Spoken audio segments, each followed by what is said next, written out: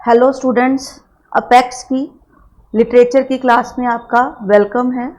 आज हम कर रहे हैं ओवरव्यू ऑफ एलिजाबेथन में कौन से राइटर आते हैं, जैकोबियन में कौन से राइटर, एज में कौन से राइटर आते हैं, कॉमनवेल्थ में कौन से राइटर आते हैं। समटाइम्स ये आपका मास्टर कैडर में क्वेश्चन पूछ लेते हैं।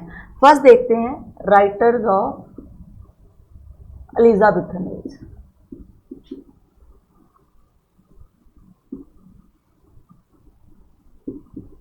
William Shakespeare,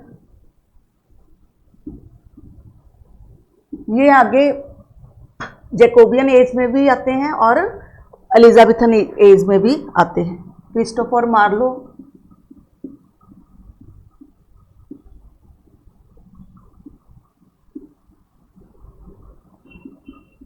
Francis Bacon, Edmund Spenser, sir Walter Raleigh, ये हमारे राइटर्स एलिजाबेथन एज में आते हैं। आपने इनको ध्यान रखना है। मेन इनको एलिजाबेथन एज के राइटर बोला जाता है। इनका सबका हम मतलब कर चुके हैं, टाइम पीरियड हम साथ साथ करते रहते हैं जो हम वर्क करते हैं। तो ये हमारे राइटर्स किस में आते हैं, एलिजाबेथन एज में आते हैं। William Shakespeare, Marlowe, Francis, Edmund and sir Walter. Clear. अब जो जैकोबियन एज में राइटर्स आते हैं, writers of Jacobean age, John Donne, William Shakespeare, ये दोनों इरा में आते हैं। जो इनका अर्ली वर्क है वो एलिजाबेथन पीरियड में है और लेट ट्रेजेडीज उन्होंने जैकोबियन एज में लिखी है। Michael Breton, John Webster, Elizabeth carry,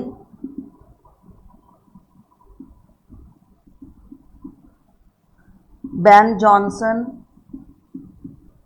इनको मतलब जैकोबियन एज का राइटर बोला जाता है।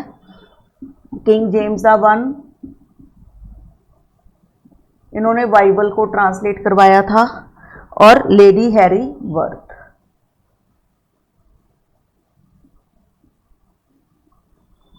John Donne, William Shakespeare, Michael Breton, John Webster, Elizabethan Cary, Ben Jonson, king James one, lady Harry Worth, ये सब राइटर्स जैकोबियन एज में आते हैं।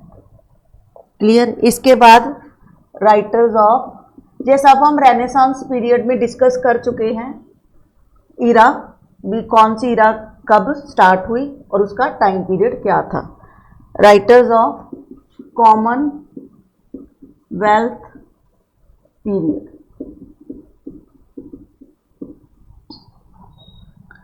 इनमें नेम आता है जॉन मिल्टन,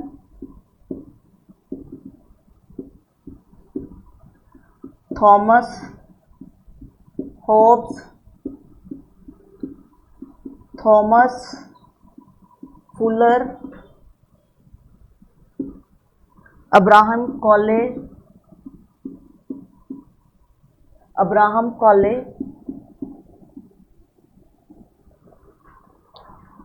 एड्रयू मार्वल।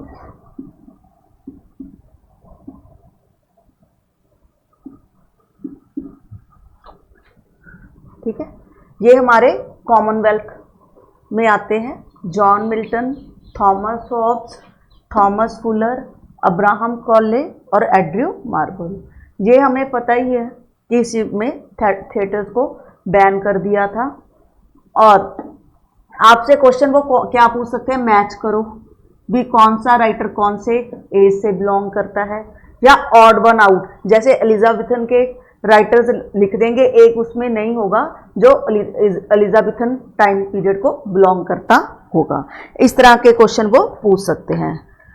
अब कैरोलाइन एज, हाँ जी, पहले कॉमनवेल्थ एज, ये आपके लिए क्वेश्चन है, पहले हमने कॉमनवेल्थ एज को डिस्कस किया था या कैरोलाइन एज को डिस्कस किया था। इनमें जॉन मिल्टन का नाम आता है,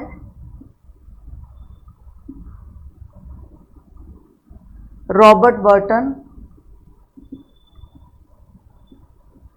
जिरोज हर्बर्ट,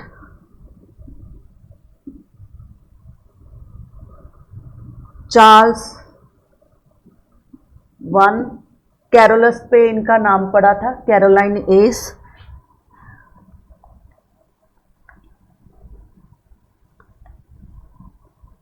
क्लियर? अब एज ऑफ, ये आपको क्लियर है, कैरोलाइन एज के ये राइटर्स हैं। इसके बाद आपसे वो क्वेश्चन पूछ सकते हैं, age of Shakespeare, the age of Shakespeare, ये ज़्यादा क्वेश्चन पूछा जाता है शेक्सपियर के बारे में। तो हम इसमें एलिजाबेथन एज और जैकोबियन एज दोनों में लेंगे। अगर उन्होंने बिगनिंग ईयर की बात करी तो वो एलिजाबेथन एज में आएगा, अगर उन्होंने लेटर ईयर्स की बात करी तो वो जैकोबियन एज में आएगा। एज ऑफ शेक्सपियर दोनों में बिलोंग करती हैं। ये आपने टाइम पीरियड को ध्यान में रखते हुए टिक लगाना है, ये हमें पता ही है।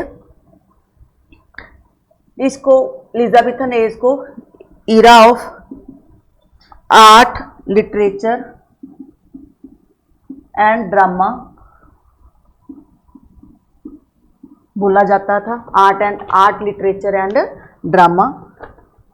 इंग्लैंड के बारे में, इंग्लैंड के लिए किसके लिए बोला है? जॉन मिल्टन ने इंग्लैंड के लिए।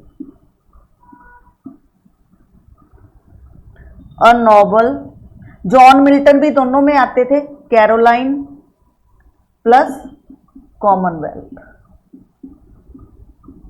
तभी ये हम रेनेसां पीरियड में कंप्लीट डिस्कस कर चुके हैं, कौन सा टाइम पीरियड किस में बिलोंग करता है। जो भी हम राइटर की समरी करते हैं उसका लाइफ स्पैन हम डिस्कस करते हैं, तो जिससे आपको वो याद रखना है, जिससे कि आपको क्लैरिटी आ जाए कौन सा राइटर किस ईयर में बिलोंग करता है। अ Nobel nation, arousing herself like a strong man after sleep and shaking her invincible locks। ये जॉन मिल्टन ने इंग्लैंड के बारे में बोला था।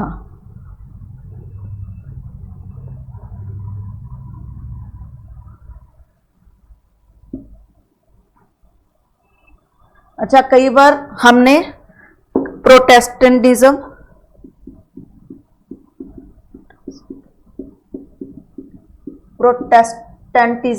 और कैथोलिसिज्म दोनों को डिस्कस किया था, है ना। एक ये इंक्लूड करने वाला है कि जो एलिजाबेथन थी,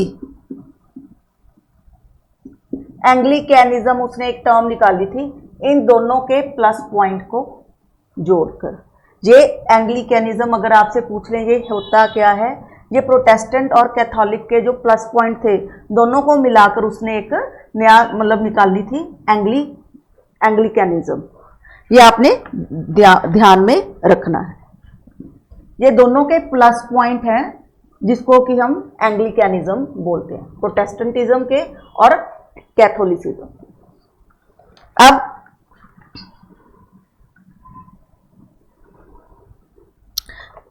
एलिजाबेथन टाइम में कुछ फेमस पोएटिक फॉर्म चलते थे, पोएटिक फॉर्म चलते थे। पहले आता था लिरिक। लिरिक क्या होता था? किसी पर्सन की सॉन्ग होता था, ये हम अदरवाइज भी कर चुके हैं। पर्सनल इमोशंस पोइट के और फीलिंग्स के बारे में इसमें लिरिक होते थे। एलेजी, एलेजी हमें पता ही है ये क्या होती है, सैड पोइम्स। ये मतलब किसी भी डेड पर्सन है ना के बारे में उसकी प्रेज के सेंस में या दुख को व्यक्त करने के लिए लिखी जाती हैं। ये एलिजाबेथन टाइम में फेमस पोइटिक फॉर्म चलती थी। पहली लिरिक चलती थी, फिर इलेजी चलती थी, इकलॉग चलते थे। ये ज्यादा पेस्टोरल क्या होता था, ड्रामा होता था जिसमें जो कि शॉर्ट होता था। इकलॉग में क्या होता था, डायलॉग्स के सेंस में समटाइम्स बात, मतलब एक पर्सन ने डायलॉग बोला, दूसरे ने उसका डायलॉग, जैसे हम बात करते हैं वैसे उसमें पेस्टोरल ड्रामा में डायलॉग के सेंस में होते थे। एक पर्सन बोलता था, मतलब दोनों में तरफ कन्वर्सेशन होती थी इकोलॉग में। और कैटल लाइफ को रिप्रेजेंट करते हैं, ग्रेजिंग को रिप्रेजेंट करते हैं, वो क्या होते हैं, हमारे पेस्टोरल होते हैं। देन ओड, ओड क्या होती है, इंडिविजुअल इवेंट होती है जो कि पॉइंट प्रेजिंग पे, ये हम थोड़ा सा डिटेल में हम कर चुके हैं। ऑड को हम थोड़ा सा आगे डिटेल में भी करेंगे कि कितने टाइप्स का होता है आने वाले वीडियोस में, और आगे इसकी कितनी टाइप्स हैं, ये हम ऑड को आगे डिस्कस करेंगे। सोनेट, ये हमें पता ही है 40 लाइन्स होता है, ठीक है, ये हम कर ही चुके हैं सोनेट। और ये आपसे थोड़ा सा उसमें मैंने आपको ओवरव्यू दिया है कि उसमें उस टाइम में एलिजाबेथन पीरियड के टाइम में कौन सी मतलब पोएटिक फॉर्म चलती थी। लिरिक चलता था, एलजी चलती थी, इकलॉग चलते थे, ऑड चलते थे और सोनेट। और इसके बाद वो पूछ सकते हैं आपके लिरिक में which type of instrument is used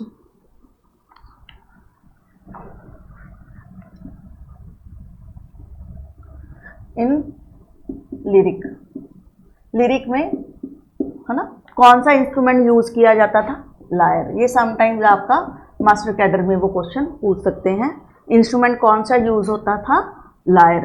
sometimes ये क्वेश्चन मास्टर कैडर में पूछा जा सकता है, तो हमारा आंसर होगा लायर। लव पोइट्री में कौन से राइटर्स का नाम आता, आगे देखते हैं। लव पोइट्री मेन जो फेमस है, सिडनी की एस्ट्रोफल एंड स्टेला, स्पेंसर की एमोरिटी, डैनियल डेलिया, ये उनकी पोइट्स के नाम हैं जो लव पोइट्री के नाम पे आती है। Christopher Marlowe, Hero and lander,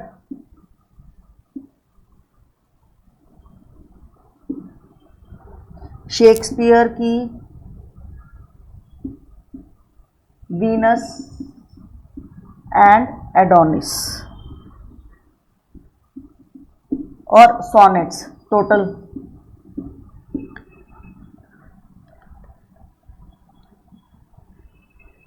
clear, Sidney, Spenser, Daniel, Christopher Marlowe and Shakespeare. Sidney की Astrophel and Stella, Spenser Amoretti, Daniel Delia, Marlowe Hero and Leander, ये उनके लव पोइट्री के फेमस वर्क हैं, जो मतलब आपको पूछ सकते हैं कि लव पोइट्री के सेंस में कौन सी लव पोइट्री ज़्यादा, मतलब कौन से राइटर ने कौन सी लव पोइट्री लिखी है। इसके बाद पैट्रियोटिक पोइट्री, पैट्रियोटिक पोइट्री में किनका नाम आता है, वार्नर, एबिकन, इंग्लैंड, डैनियल सिविल वॉर्स, ये हम कर भी चुके हैं। सिविल वॉर्स जो लैंकेस्टर और वॉर ऑफ रोजेस है ना, सिविल वॉर ऑफ रोजेस हमने डिस्कस की थी, जो लैंकेस्टर और जॉक के बीच में हुई थी, वो डैनियल की सिविल वॉर्स। रेड रोज और जिसमें वाइट रोज थे, ये हम पीरियड में डिस्कस कर चुके हैं। Drayton, the barons of bar, the ballad of Agincourt, ये उनके ब्राइटन के दो हैं, ballad and barons of bar. ये पैट्रियोटिक पोइट्री में आते हैं। फिलोसफिकल पोइट्री, ये आपने नाम माइंड में रखने हैं कि कौन सी लव पोइट्री है, कौन सी पैट्रियोटिक पोइट्री है, ये कई बार आपसे क्वेश्चन पूछ सकते हैं। Philosophical poetry,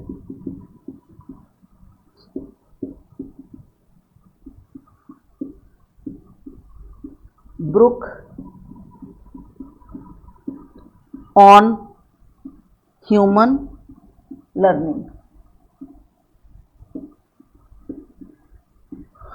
on wars on monarchy, on religion, ये नाम फिलोसफिकल पोइट्री के अंदर आते हैं।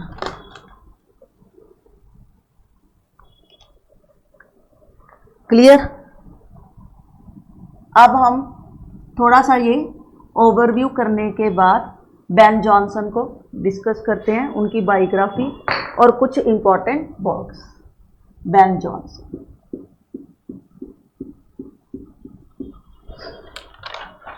बेन जॉनसन का फुल नेम क्या है? बेंजामिन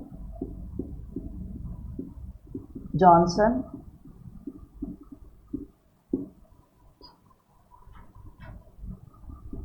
इनका जन्म 1572 लंदन। फादर कौन थे इनके? एक क्लर्जीमैन थे।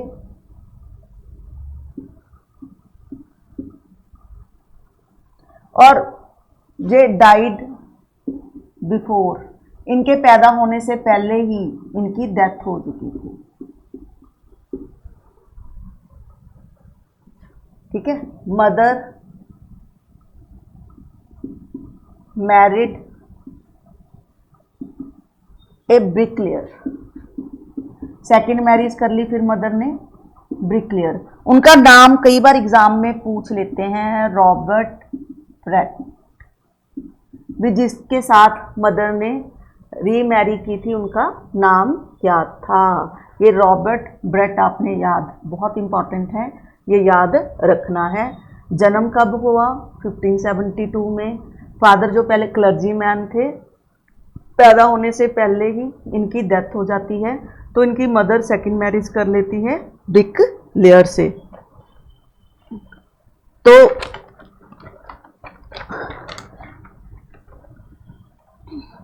इन्होंने कुछ टाइम के लिए, इनके जो फादर थे वो चाहते थे कि जो जॉनसन है ब्रिकलेयर का काम करे।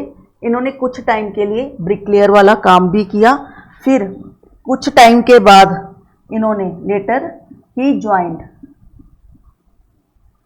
द आर्मी, आर्मी को इन्होंने ज्वाइन कर लिया था कुछ टाइम बाद। और इससे भी ये वापिस आ गए थे लंदन में। कौन से ईयर में? केम बैक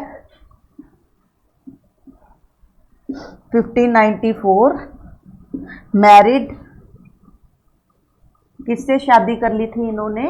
एनी ल्यूस से, एनी लेविस। 14 नवंबर 1594। फिर कुछ टाइम बाद ये लंदन में ही वापस आ गए थे और 1594 में इन्होंने एनी लुइस से शादी भी कर ली थी। क्लियर? ये आपको माइंड में रखना है कि इनके फादर की डेथ इनसे पैदा होने से पहले ही हो गई थी। और वाइफ कौन थी इनकी? Annie Louis.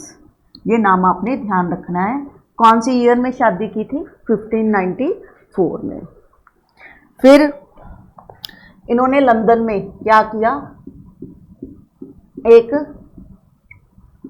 ज्वाइंट थिएट्रिकल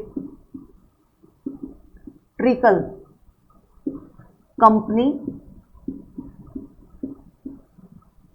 ही एस्टैब्लिश, वहां पर इन्होंने ही एस्टैब्लिश हिमसेल्फ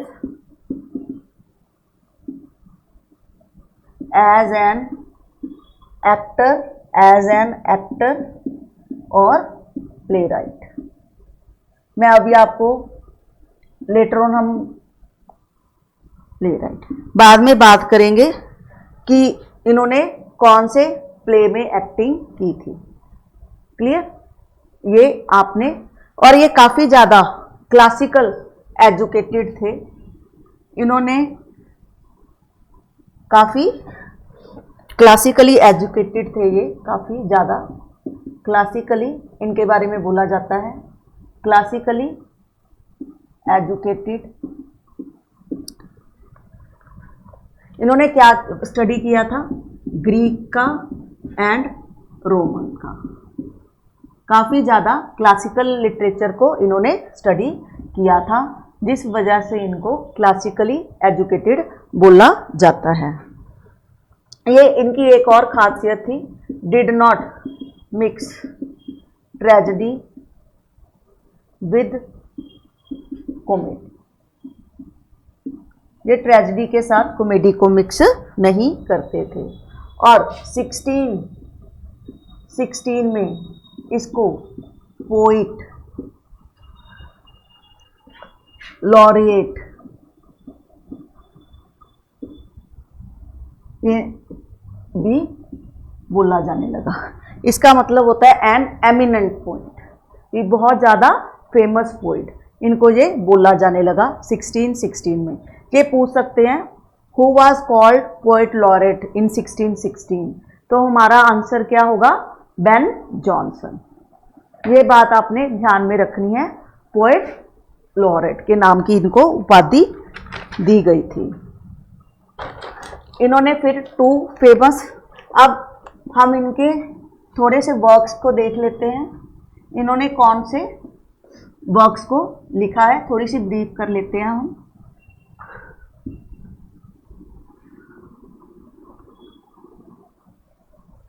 तो फर्स्ट वर्क इन्होंने ट्रेजेडी लिखी 2,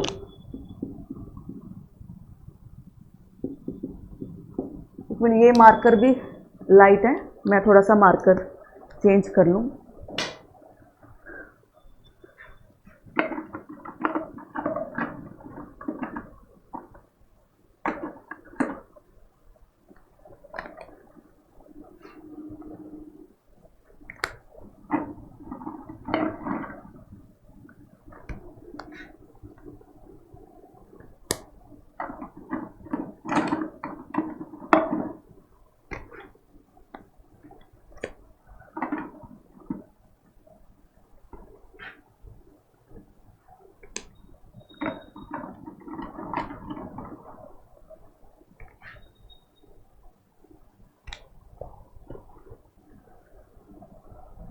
आज थोड़ा सा कलरफुल मार्कर लेते हैं।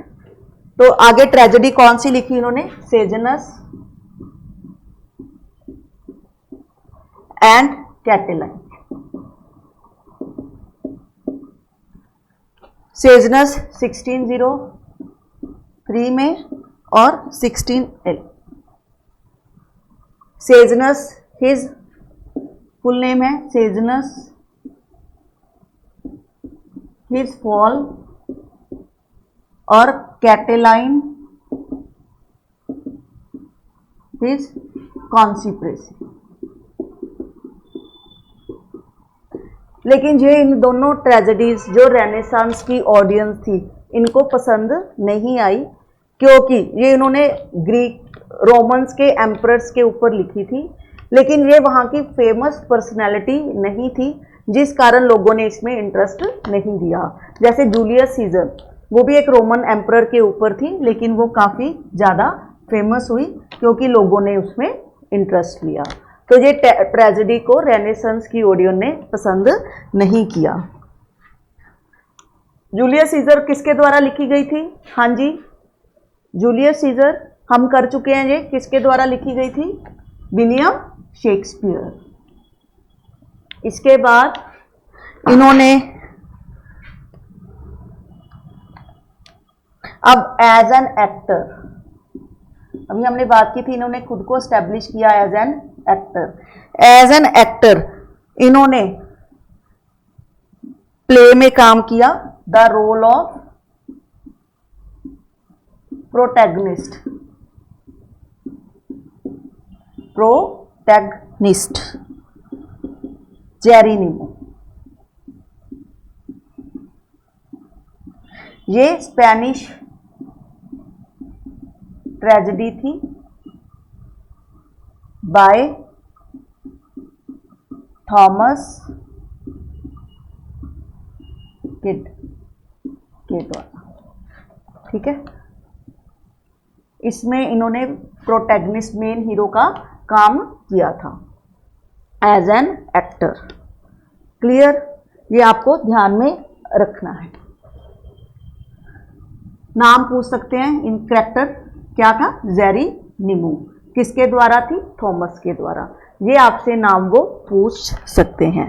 फिर उनकी कॉमेडीज को डिस्कस कर लेते हैं।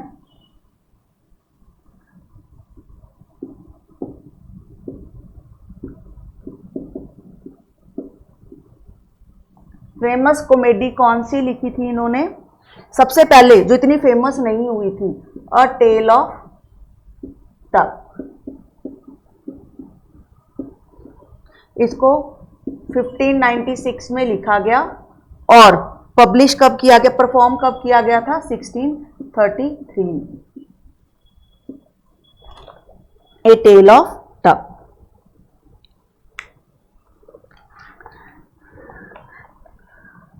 ये उनका सबसे अर्लीस्ट प्ले था। इसमें जो उन्होंने कंटेंट बोरो किससे किए थे?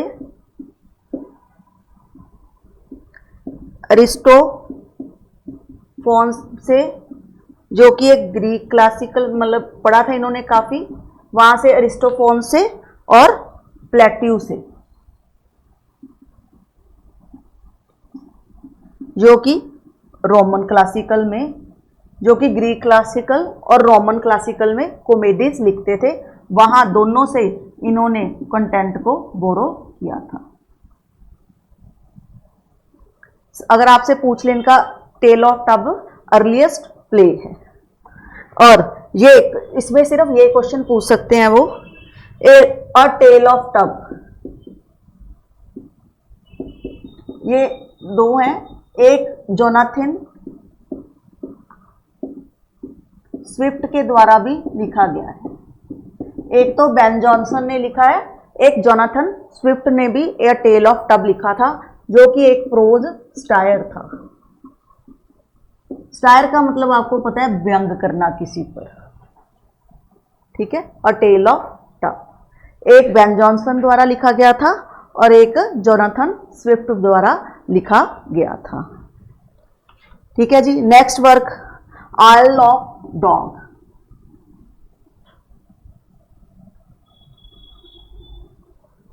आइल ऑफ डॉग्स।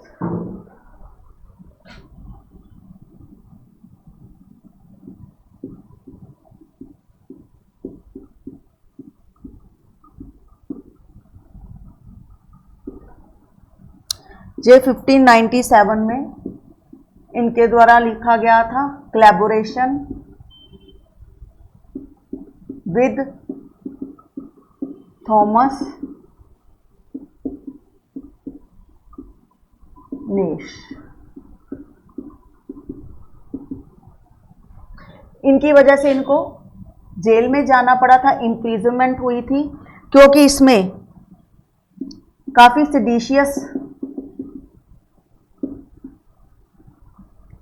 मतलब इसको काफी सिडिशियन माना जाता था, सिडिशियस प्ले माना गया था। और इन नो कॉपी एग्जिस्ट, और इसका मैटर किसी को नहीं पता, और इनके लिए इनको इम्प्रिजनमेंट भी हुई थी। ये सिडिशियस माना गया था इनका प्ले, और नो कॉपी एग्जिस्ट, इसलिए ज़्यादातर इसमें क्या कंटेंट है, हार्डली मुश्किल से हमें पता है।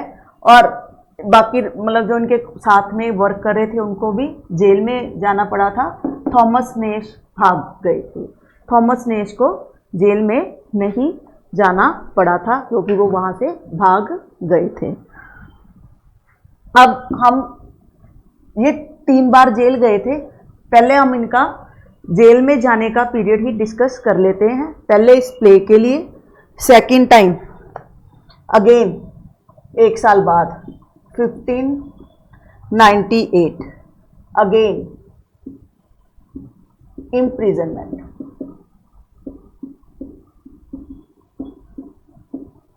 क्यों हुई थी? क्योंकि इन्होंने जो इनका एक Gabriel Spencer was killed in a duel, एक लड़ाई में उसको इन्होंने मारा गया था। एक डुएल में गैब्रियल स्पेंसर इनका एक को एक्टर था, जिसकी वजह से इनको 1598 में दोबारा जेल में जाना पड़ा था। पहले 1597 में, फिर 1598 में, फिर 1605 में। 1605 में ये क्यों गए थे? क्योंकि इन्होंने एक वर्क लिखा था ईस्टवर्ड हो,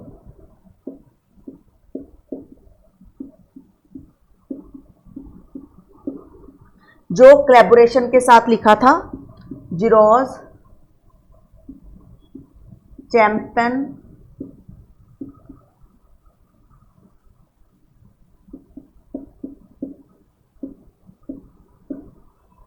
बेन जॉनसन।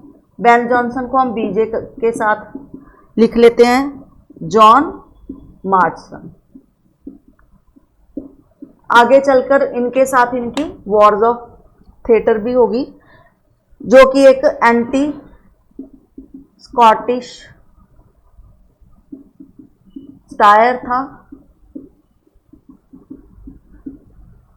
मतलब किंग पे, स्कॉटिश किंग पर। और जेम्स द जो हमारे किंग थे वो उन्होंने 3 जगह पर मतलब रूल किया था। स्कॉटिश किंग भी थे, जिस वजह से इन्होंने ईस्टवर्ड हो के लिए इनको जेल में डाल दिया था। तो ये इनके ड्यूरेशन, ये कब कब जेल में गए थे? 97, 98, 1605। पहले आइल ऑफ डॉग के लिए, फिर को एक्टर को मारने के लिए, फिर दोबारा ईस्टवर्ड हो प्ले लिखने के लिए, जो कि एक एंटी स्कॉटिश प्ले माना जाता था। फिर जिसकी वजह से 1598 में ये रातों रात स्टार बन गए। Every man in his humour. ये लोगों को काफी पसंद आया। ये कॉमेडी थी। इसकी मेजर सक्सेस के कारण ये मतलब हम कहते हैं इनको रिकॉग्नाइज किया जाने लगा था। रातों रात ये लाइमलाइट में आ गए थे। इनमें इन्होंने 4 फ्लूइड्स का जिक्र किया है, ब्लड का, फिल्म, कॉलर या येलो वाइट,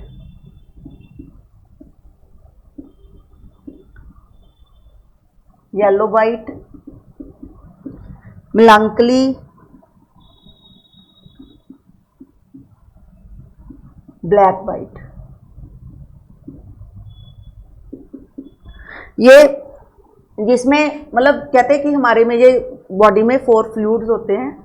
अगर ये सही मात्रा में है तो मतलब ठीक है, अगर इनमें किसी फ्लूइड की मात्रा ज़्यादा हो तो पर्सन में ये चीज़ें पाई जाती हैं।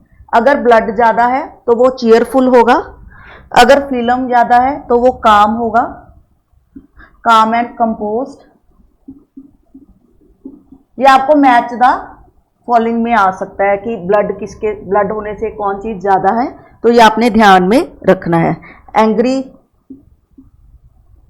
एंड इलनेस, और सैड। अगर हमारे में ब्लड ज़्यादा है, कोई फ्लूइड ज़्यादा है, तो हम चीयरफुल होंगे। फिल्म की क्वांटिटी मात्रा में ज़्यादा है, हम काम एंड कंपोज्ड होंगे। येलो वाइट के कारण एंग्री और इलनेस, मेलंकली और ब्लैक वाइट के कारण सैड। और इस प्ले से इनको काफ़ी ज़्यादा रिकॉग्निशन मिली थी, every man in his humour. और इसी के आगे इन्होंने 1599 में इसका सीक्वल निकाल दिया था, every man out of his humour. Every man out of his humour, ये इसका सीक्वल था, लेकिन ये लेस सक्सेसफुल था। और यही टाइम पीरियड होता है जब 1599 से 1602 में वॉर ऑफ थिएटर चला बिटवीन थॉमस डेकर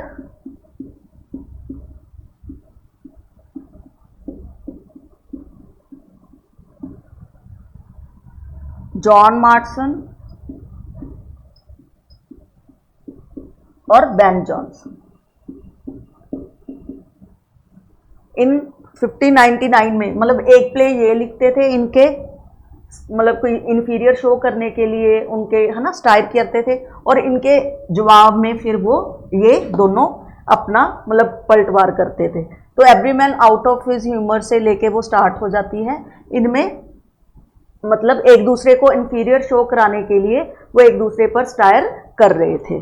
तो ये किन किन के बीच में होती है ये ध्यान में रखना है, थॉमस डेकर, जॉन मार्टसन और बेन जॉनसन। और 1599 में इन्होंने every man out of his humour लिखा। फिर एक इन्होंने आगे देखिए वॉर ऑफ थिएटर चली, वॉर ऑफ थिएटर, ये देखते हैं।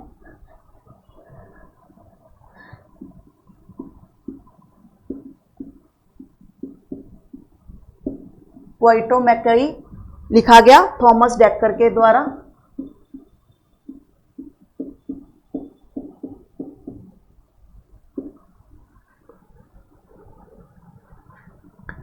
फिर ये देखिए कैसे स्टार्ट हुई। 1599 में मार्टसन ने हिस्ट्रो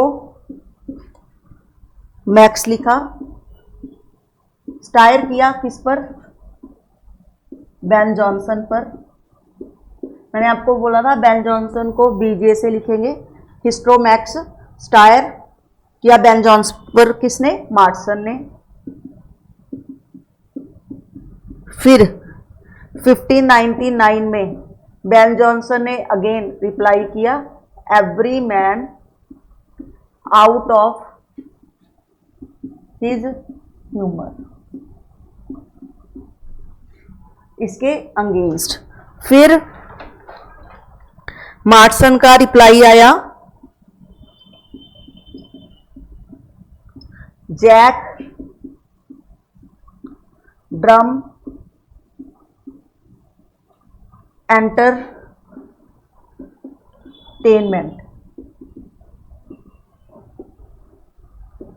फिर 1600 में इसके जवाब में इन्होंने लिखा, सिंथियास रिबेल्स बाय बेन जॉनसन। ये स्टायर था दोनों पर, डेक्कन पर और मार्टसन पर। मतलब एक वो लिखता था जिसके अगेंस्ट फिर वो रिप्लाई करते थे। फिर मार्टसन ने 1601 में again what you will buy मार्टसन, उनके रिप्लाई में मार्टसन ने फिर लिख दिया। फिर इनके रिबेल में जो मैंने प्रोटेस्टर लिखा था बेन जॉनसन द्वारा,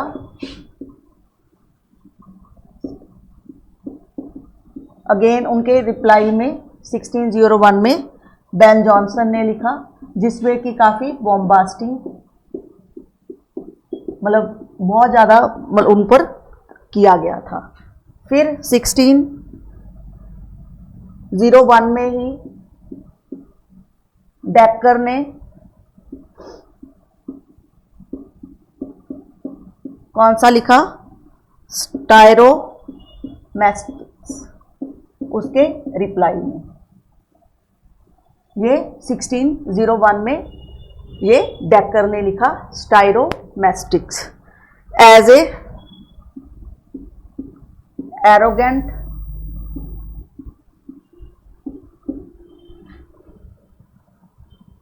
मतलब बेन जॉनसन में लिखा कि वो बहुत एरोगेंट है, और उसके रिप्लाई में डेकर ने स्टायरोमैक्स लिखा। फिर 1602 में वॉर ऑफ थिएटर फिनिश्ड।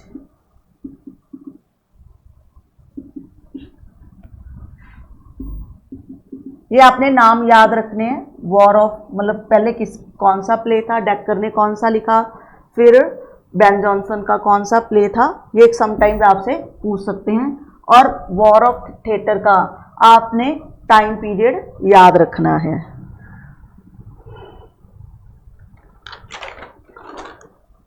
इनके कुछ इंपॉर्टेंट वर्क्स हैं जो हम बाद में थोड़ी सी समरी जिनमें से क्वेश्चन आते हैं डिस्कस करेंगे। पहले इसको थोड़ा सा इसको फिनिश कर लेते हैं। इन्होंने इसके बाद मास्क भी लिखे। हम दोबारा ब्लैक पेन्स में आ गए हैं। पहले हमने कलरफुल यूज़ किया था, वो मुझे लगा लाइट है, इसलिए हम दोबारा ब्लैक मार्कर से लिख रहे हैं। ये honour of James the one और उनकी क्वीन एन के लिए इन्होंने किए थे। ये एक तरह के कोर्टली एंटरटेनमेंट के लिए लिखे जाते हैं, एंटरटेनमेंट के लिए। इसमें हम म्यूज़िक को, डांस को, सिंगिंग को और एक्टिंग सब चीज़ों को यूज़ कर सकते हैं। और इसमें कौन कौन से लिखे उन्होंने? मास्क ऑफ, कौन कौन से मास्क लिखे उन्होंने? Masque of blackness, masque of beauty, masque of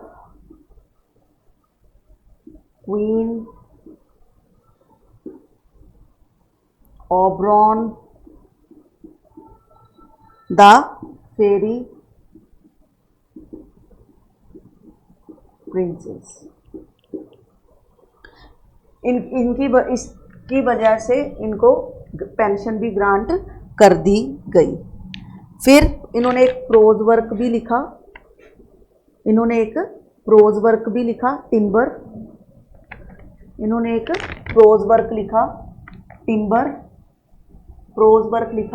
timber.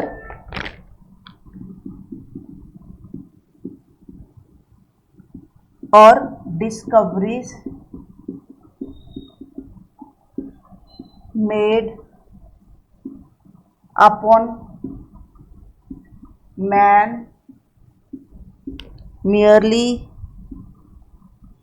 Upon man. इसमें इन्होंने जो इनके कंटेम्पररी थे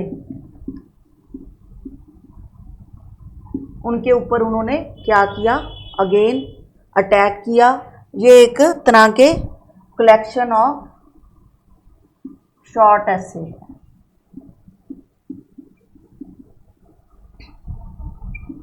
इन्होंने फिर एक एलर्जी लिखी, ऑन माई फर्स्ट सन 1616 में, जब उनके डेथ हो गई थी उनके बेटे की ड्यू टू प्लेग। इन्होंने एक एलजी लिखी। इसके अलावा इन्होंने लिरिक भी लिखा, एक लिरिक भी लिखा। लिरिक में क्या, drink to me, drink to me only with thine eyes।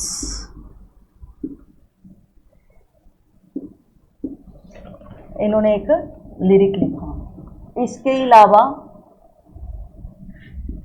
इन्होंने प्रोलॉग भी दिया शेक्सपियर के, preface for first folio.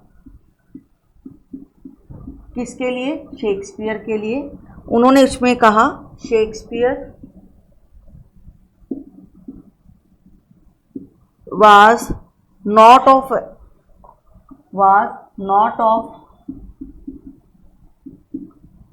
an age but for all ages।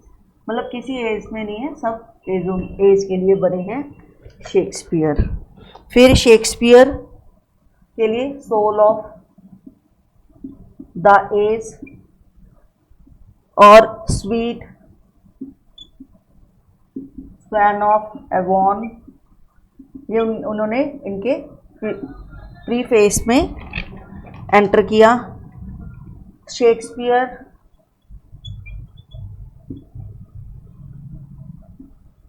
Had small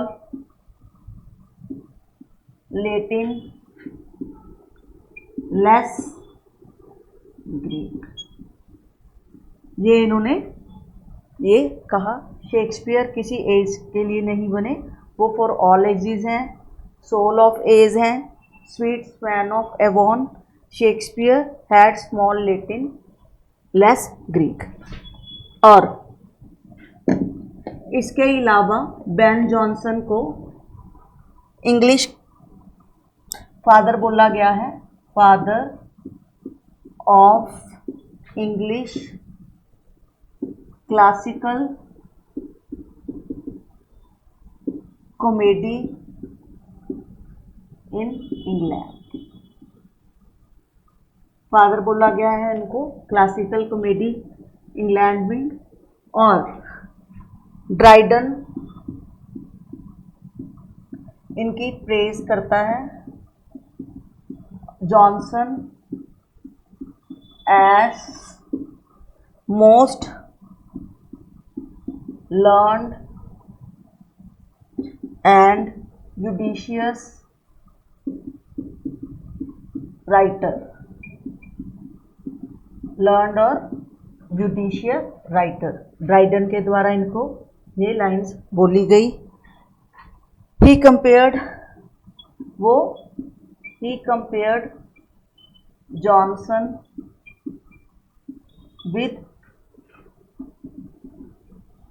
Shakespeare. वो कंपेयर करते हैं जॉनसन को शेक्सपियर के कारण। वो कहते हैं if Shakespeare was Homer, Ben Jonson was virgin. इनकी ये प्रेज में ड्राइडन ने बोला। पहले प्रीफेस इन्होंने शेक्सपियर के बारे में लिखा था फर्स्ट फोलियो में, फिर ड्राइडन ने इनके बारे में ये कोटेशंस दी। और इनकी डेथ हो गई, ही डाइड इन 6 अगस्त 1637। और इनका जो ग्रेव के ऊपर वो लिखा होता है ना, मार्बल स्टैब बना होता है ग्रेव के ऊपर, उस पर लिखा गया है ओ रेयर बेन जॉनसन। ये मार्क कर लिखा गया है। और ऑब्वियस सी बात है इनको बरी कहाँ किया गया होगा, इन वेस्ट मिनिस्टर एबे। क्लियर। इनका ये कुछ इम्पोर्टेंट इनके वर्क्स हो गए जो इन्होंने लिखे हैं। Tragedies, comedies, mask, lyric, LG और इसके और इनकी डेथ। ये आपने थोड़ा सा इनको माइंड में रखना है। अब इनके कुछ जो वर्क्स हैं उनकी हम समरी एवन थोड़ी सी हम डिस्कस कर लेते हैं, जिनमें से क्वेश्चन आते हैं। थोड़े से इनके वर्क्स को हम देख लेते हैं। पहला वर्क है एपिसीन। कई जगह ओ लिखा होता है इसमें, कई जगह नहीं लिखा होता। फॉर द साइलेंट वुमेन, ये बड़ी कॉमेडी है रेनेसा ऑडियंस के लिए। एपिसीन साइलेंट वुमेन, इसमें एक मोरॉस नाम का एक बूढ़ा बहुत ही वेल्दी पर्सन होता है और डोपाइन उसका क्या होता है, नेफ्यू होता है, उसका अंकल होता है। इसको ये लालच होता है कि ये अब बुजुर्ग हैं, मरने वाले हैं, तो ये मोरॉस मुझे अपनी सारी प्रॉपर्टी दे जाएं। और उसको ये डर होता है कि अंकल मुझे अपनी मरने के बाद अपनी प्रॉपर्टी शायद मेरे नाम ना करे। तो ये एक अपने मन में एक शैतानी मतलब सोचता है, मतलब एक प्लान पकाता है। वो इसमें इसके साथ देते हैं इसके friend Truewit, cut bread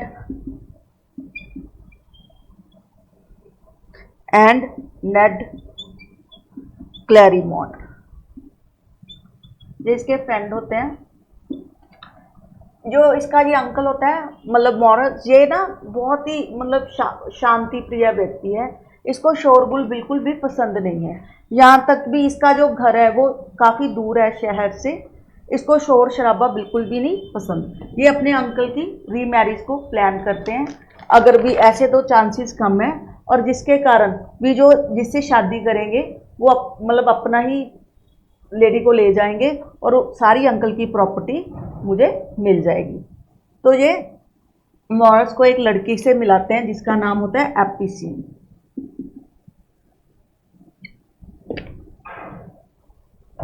उससे मॉरस को बहुत अच्छी लगती है, वो बहुत काम होती है, बिल्कुल बात नहीं करती, तो वो उससे शादी कर लेते हैं। शादी के बाद मतलब एक पार्टी थ्रो करते हैं, वो पार्टी होती है जिसमें ये सब तो आते ही आते हैं, साथ में एक उनके शिप का कैप्टन आता है ऑटर, उस अपनी वाइफ के साथ, और लॉ, फूल और दो नाइट्स आते हैं। तो ये सब पार्टी कर रहे होते हैं। वहाँ पर जो एपिसीन होती है, जिसको उसके अंकल पसंद इसलिए करते हैं कि वो बहुत ही साइलेंट वूमेन है, अच्छी है, लेकिन वहाँ पर वो देखते हैं कि एपिसीन इनके साथ खूब शोर डाल रही है, वो बातें कर रही है, जिसकी वजह से जो मॉरस हैं वो एपिसीन को अब डिवोर्स देना चाहते हैं। उनको लगता है कि हाँ ये मैं किस झंझट में फंस गया। तो ऐसे ये सब मतलब मॉरस सोच रहे हैं अभी मैं अब कैसे इससे पीछा छुड़वाऊँ, मैंने इसको डिवोर्स देना है। लेकिन इसमें वो क्या होता है, जो ड्यूपिन होता है प्रॉपर्टी के चक्कर में, वो जो मॉरस को पता लगता है कि जो एपिसीन है वो फीमेल नहीं है, वो मेल होती है। एंड में उनको पता लगता है कि मेरी शादी ही नहीं हुई, ये सब कुछ तो डोपाइन ने किया था मेरी प्रॉपर्टी को हथियाने के लिए। तो ये एपिसीन फॉर द साइलेंट वुमेन की समरी है। नेक्स्ट देखते हैं एपिसीन के बाद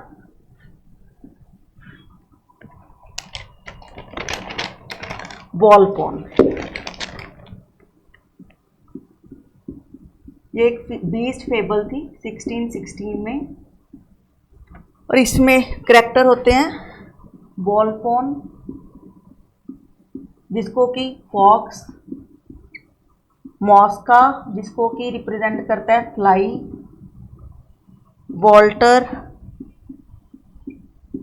वल्चर, वल्चर को हम गिद्ध बोल देते हैं, कॉर्पेशियो,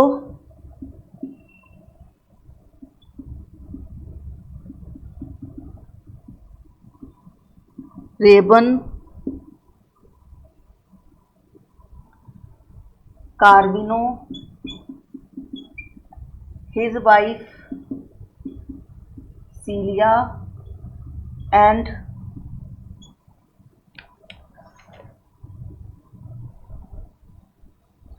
another character is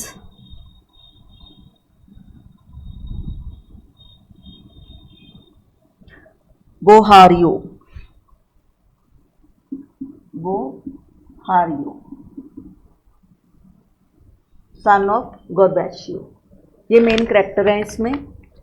देखिए बॉलपन इसमें दिखाया है कि एक एज्ड पर्सन है जो बहुत ही रिच है, मॉस्का उसका सर्वेंट है, और ये तीनों वॉल्टर, गोर्बैचियो, कार्बिनो इसके मतलब एक तरह से फ्रेंड होते हैं।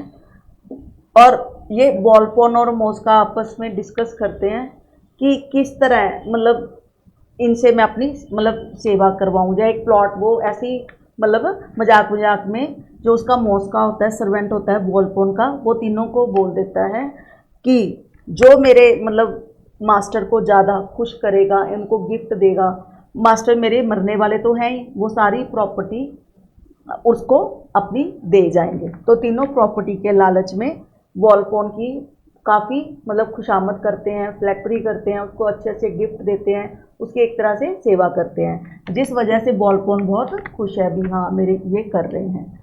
तो जो मॉस्का है, अब बॉलपन जो है उसके मन में एक और बात आती है कि अब मैं ये ठीक मतलब मेरा दिल करता है कि अब मैं किसी से मतलब लेडी के साथ एक नाइट स्लीप करूं या किसी से शादी करूं। तो मॉस्का उसके लिए एक मतलब मन में सोचता है कि जो करवैनी की वाइफ है सीलिया, वो उसको हम बात कर सकते हैं, क्योंकि वो बहुत उसके घर के अंदर अंदर रखता है और भी इस पर वो ट्रस्ट भी नहीं करता, हम कॉर्बिनो को पटा सकते हैं। तो वो कॉर्बिनो को मॉस्का बोलता है कि अगर तुम मेरे मतलब ऐसे ऐसे करके अपनी वाइफ सीलिया को मेरे मास्टर के पास भेज दोगे तो वो डेफिनेटली तुम्हें सारी प्रॉपर्टी दे जाएगा। तो पहले तो कार्बिनियो मना करता है, लेकिन प्रॉपर्टी के लालच में वो मान जाता है और अपनी वाइफ से वो बात करता है। लेकिन जो उसकी वाइफ है वो पहले तो मना करती है, लेकिन इसके ज़बरदस्ती करने पर सीलिया बॉलपन के पास चली जाती है। तो वहाँ पर वो हारियो पहले से ही उस रूम में छुपा होता है जहाँ पे बॉलपन और सीलिया होते हैं। मतलब उसको बताया जाता है कि वो तो बूढ़ा है, तुम्हें टच भी नहीं करेगा, लेकिन जब वो सीलिया वहाँ पर जाती है तो बॉलपन एकदम से उस पर अटैक कर देता है। तो सीलिया वहाँ जिससे बहारियो उसको मतलब छुड़ाता है, और सीलिया और बहारियो उस पर बॉलपन पर केस कर देते हैं। जब जज के पास ये केस जाता है तो पहले तो जज ये बात नहीं मानता भी, ऐसा नहीं हो सकता, इतना एज व्यक्ति कैसे कर सकता है, लेकिन बाद में बॉलपन अपने क्राइम को एडमिट कर लेता है। तो ये हमारी बॉलपन की मतलब कुछ इम्पॉर्टेंट पॉइंट्स। इसके बाद हम देखते हैं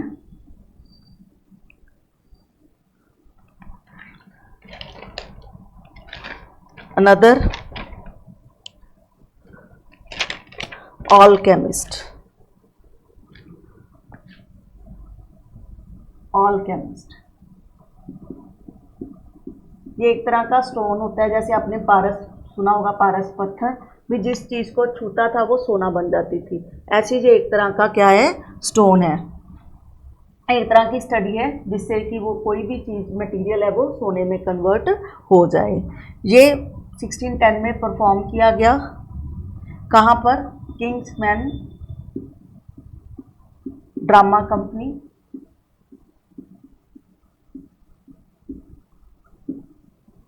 फर्स्ट फोलियो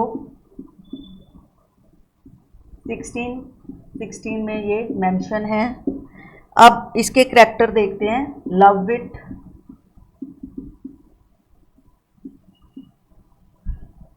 जेरमी ना नाम बाद में कन्वर्ट कर लेता है फेस में, सप्टल, डो, और जिनको ये कौन करते हैं, first customer, Dapper, Drugger, then sir, Epicure, Mammon, noble man हैं, सरली के साथ आते हैं, एनियास पुरिटन है,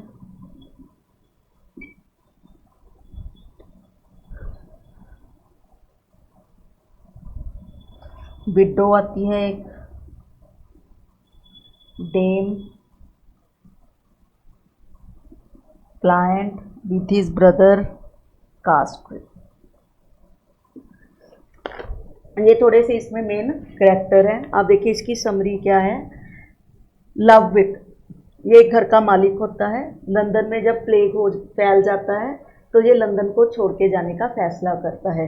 ये काफ़ी क्वेश्चन पूछ सकते हैं मास्टर कैट से, मतलब लवविट लंदन छोड़कर क्यों गए थे, ड्यू टू प्लेग। और उनका एक सर्वेंट होता है जेरमी, उसको वो अपना सब घर मतलब उसके हवाले कर जाते हैं कि तुम मेरे घर का ध्यान रखना। तो जो जेरमी अपना सारा गेटअप चेंज करके अपना नाम फेस रख लेता है। उसके साथी हैं सेप्टल और डो एक प्रोस्टिट्यूट है। ये आप तीनों मिलकर प्लान करते हैं भी हम लोगों को कौन करेंगे, ठगेंगे और उनसे पैसा बनाएंगे। तो उनके पास पहले डेपर आता है, उसको बोलते हैं उसकी विषय सब। देखो हम किसी के पास क्यों जाते हैं कि हमें कोई परेशानी है ना। जैसे हम देखते हैं टीवी पर भी या कहीं देखते हैं भी आप ये मुंदरी पहन लो आपके साथ ये हो जाएगा। तो ऐसे ही डेपर भी उनके पास आया, तो उन्होंने बोला कि तुम्हें फेरी क्वीन आएगी तुम्हारे पास, वो तुम्हारी प्रॉब्लम्स को सॉल्व करेगी, और उससे काफ़ी धन ले लेते हैं। फिर उनके पास ड्रगर आता है जो कि एक तंबाकू का बिजनेस करता है। वो अपने बिजनेस को बढ़िया बढ़ाने के लिए इनसे भी वो इसको भी कॉन कर लेते हैं, इसको ठगते हैं, इसको मतलब कोई चीज़ दे देते हैं जिसकी वजह से इससे खूब पैसे लेते हैं भी तुम्हारा व्यापार बहुत तरक्की करेगा। फिर सर एपिक्योर मैनन आता है जो कि एक नॉवल मैन है। इसको तो वो कई बार ठग चुके हैं, वो बार बार इनके पास आता है। इस बार वो अपने साथ सरली को लेके आया है। सरली को इन पे ट्रस्ट नहीं है, लेकिन जो सर एपिक्योर मैमन है इन पर ट्रस्ट करते हैं। तो जो सर एपिक्योर हैं वो डो को बहुत पसंद करते हैं। वो डो के साथ काफ़ी अपना टाइम स्पेंड करने में लग जाते हैं, जिस कारण ये इनसे काफ़ी पैसे लेते रहते हैं। एनियास आता है जो कि एक प्रूटिन ट्रिब्यून होता है। इसको ये होता है कि हमारा प्रूटिनिज्म है आगे जाके बहुत तरक्की करे, तो ये भी इनसे काफ़ी मतलब टोटके वगैरह करवाता है। फिर एक विडो आती है डेम प्लांट और उसका भाई कैस्ट्रेल।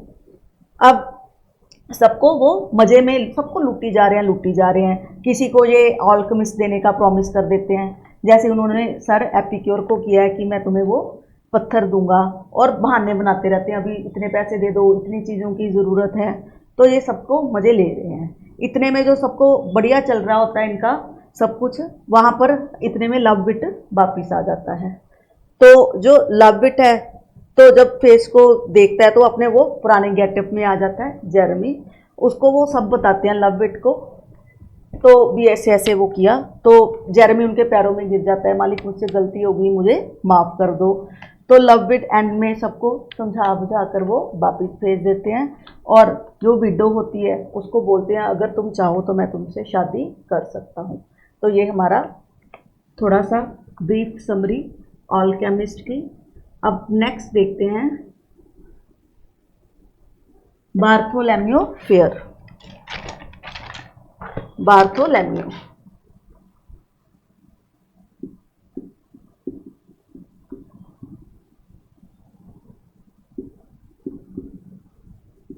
इसमें एक मतलब मेले का सीन है। फेयर मतलब कैसे गुजरता है, जिसमें सब कुछ होता है, पिक पॉकेट होते हैं, जेब कतरे होते हैं, है ना, तरह तरह के लोग होते हैं। ये एक जोकोबियन सोसाइटी को रिप्रेजेंट किया गया है। ये एक 5 एक्ट प्ले है, जैकोबियन कॉमेडी है।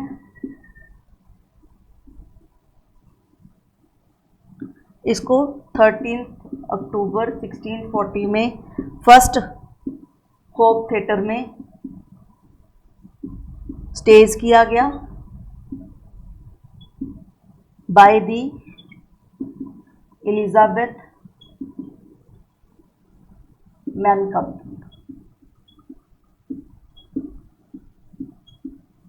और प्रिंट किया गया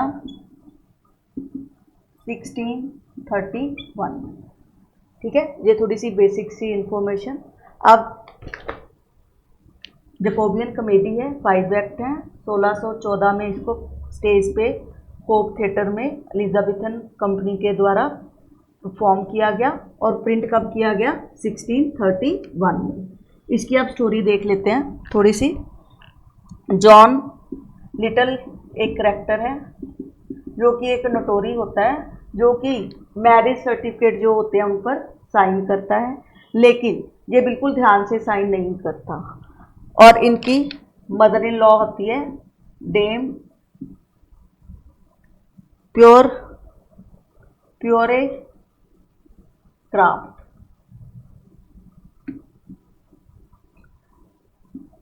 ग्रेस वेलबोर्न और क्वार्लस, ये दोनों डेम से शादी करना चाहते हैं, प्लानिंग करते रहते हैं भी हम कैसे उससे शादी करें। लेकिन उनको एक डॉक्टर नहीं, बीजी नाम का एक पर्सन होता है, उससे शक है कि आजकल इनकी काफ़ी दोस्ती हो रही है, ये काफ़ी एक दूसरे से बात कर रहे हैं। तो अब ये सब मिलकर कहाँ पर जाते हैं? फेयर देखने जाते हैं, मेले में। वहाँ पर एक पर्सन होता है ओवर डू कर वो वैसी बात कर रहा है कि कितना कल्चर खराब हो गया है, हर तरफ जेब कतरे घूम रहे हैं। तो ओवरडू एक जो कि एक पुलिस इंस्पेक्टर होता है, वो अपनी सिविल ड्रेस में होता है, उसने यूनिफॉर्म नहीं डाली होती, तो वो एक पिक पॉकेट को पकड़ता है, जेब कतरे को पकड़ता है। और क्यों पकड़ता है? क्योंकि वो चोरी कर रहा था, उसको देख लेता है। लेकिन जो जेब कतरा है इस पर ही इल्ज़ाम डलवा कर इसको जेल में डाल देता है। तो जो मिसिज लिटल है, लिटल की वाइफ, वो भी जाती हैं, उसको वहाँ पर कोई सेक्स वर्कर मान लेता है, ठीक है। और जो हमारे बिजी हैं करैक्टर मिस्टर बिजी, उस टाइम पर हमने बात की थी लाइसेंस लेना ज़रूरी होता है, कोई भी अपने भाषण वगैरह लिखना होता है, देना होता है, तो मिस्टर बिजी लाइसेंस लेते नहीं हैं और फेयर में किसी टॉपिक पर वो ऐसे ही बोलना, भाषण देना शुरू कर देते हैं, जिसकी वजह से इनको भी ओवरडू के साथ जेल में डाल दिया जाता है। तो अब वहाँ पर एक करैक्टर है उर्सुला वैसी करैक्टर है जिसके ऊपर जो हमारे जॉन लिटल होते हैं, नोटेरी होते हैं, जॉन लिटल, इसके ऊपर गर्म पानी इसके ऊपर गिरा देते हैं। तो ये एक पपेट शो सब देखने के लिए वहाँ पर जाते हैं। पपेट शो होता है जिसको कि जॉन लिटन के द्वारा फिल्माया जा रहा है, और ओवरडू भी अपने आप को वहाँ से छुड़वा लेते हैं और वहाँ पहुँचते हैं, जिसको कि पसंद नहीं करते, वो सब बोलते हैं बेकार है, पपेट्स ने प्रॉपर कपड़े वगैरह नहीं डाल रखे। तो एंड में क्या होता है, जो ग्रेस वेलबोर्न है वो अब विन वाइफ वहाँ से उनको मिलती है, अब वो इससे शादी करना चाहते हैं, तो वो विन वाइफ से शादी कर लेते हैं, ग्रेस वेलबोर्न। जो हमारे दूसरे करैक्टर हैं क्वार्लस, वो उनके पास डेम प्यूरे फिलिप का क्या है, झूठा मैरिज सर्टिफिकेट्स है, जिस वजह से वो शो कर देते हैं कि हम दोनों की शादी हो चुकी है। तो एंड में ये सब करैक्टर अपने सही जगह पर पहुंच जाते हैं और एंड में सब डेम प्यूरे क्राफ्ट के घर पे मिलते हैं और वहाँ पे सब डिनर करते हैं। ये हमारे बार्थोलोमेव फेयर की समरी। ये हमारा बेन जॉनसन का बायोग्राफी और उसके कुछ इम्पॉर्टेंट वर्क्स, इनको पढ़िए। Thank you very much.